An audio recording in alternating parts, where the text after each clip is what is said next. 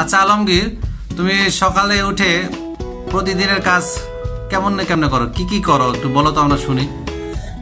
সকালবেলা স্যার ভোরবেলা ঘুমোতে করি, ফজরে যখন প্রথম আজান দিবে হ্যাঁ দেওয়ার পরে উঁচু করে ফজর নামাজ পড়লাম। হ্যাঁ নামাজ পড়ার পরে বাসার লাইট গুলো সব অফ করে দেই, হ্যাঁ জানলা গুলো খোলাই দেই, ঘরের জানলা গুলো জানলাগুলো খুলে দাও। হ্যাঁ প্রাকৃতিক হাওয়া ঘরের মধ্যে ঠান্ডা লাগবে।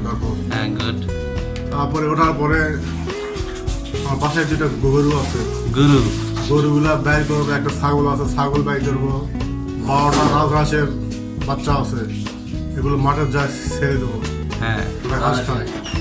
তারপর বাড়ির পিছনের সামনে বাগান আছে, হ্যাঁ এগুলো পুরোটা ঝাড় দেবো সকালবেলা উঠেই। হ্যাঁ পরিষ্কার পরিচ্ছন্ন। ঝাড়টা দেওয়ার পর গরুর যে গোয়াল আছে গোয়াল, হ্যাঁ ওখানে আবার যায় কিছু পরিষ্কার পরিচ্ছন্ন, হ্যাঁ। পরিষ্কার করে ধুয়ে তারপর যাবো চুলার পরে। চুলা করে, হ্যাঁ চুলা চুলার করে। পরে আমার বউ আবার পাতা দিয়ে রান্না করে, ওনার আবার অ্যাজমার সমস্যা, একদম সমস্যা, হ্যাঁ। সাইডে লাগার মধ্যে দাঁড়ান ঢোকে, তার মানে কি? বুঝতে আছে হ্যাঁ অ্যাজমা যদি আমার ঢোকে, চুলার ছাই যদি ঢোকে লাগার মধ্যে 70 থেকে 80 হাঁচি ফেলে। এই বইয়ের কষ্টের দুঃখে চুলার ছাই পর্যন্ত হলো। চুলার ছাই মধ্যে 5 ফেলা থুয়ে আসি। ও ভেরি গুড।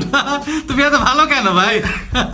চুলার ছাই ফেলার পরে ভিতরে এসে দেখি বই ভাই ভাতটা গরম করো, হ্যাঁ তখন ভাতটা গরম করে বউ আবার ব্যাগটা রেডি দিল, আমি গোসল টোসল করে রেডি হয়ে তোমার অফিস চলে আসি।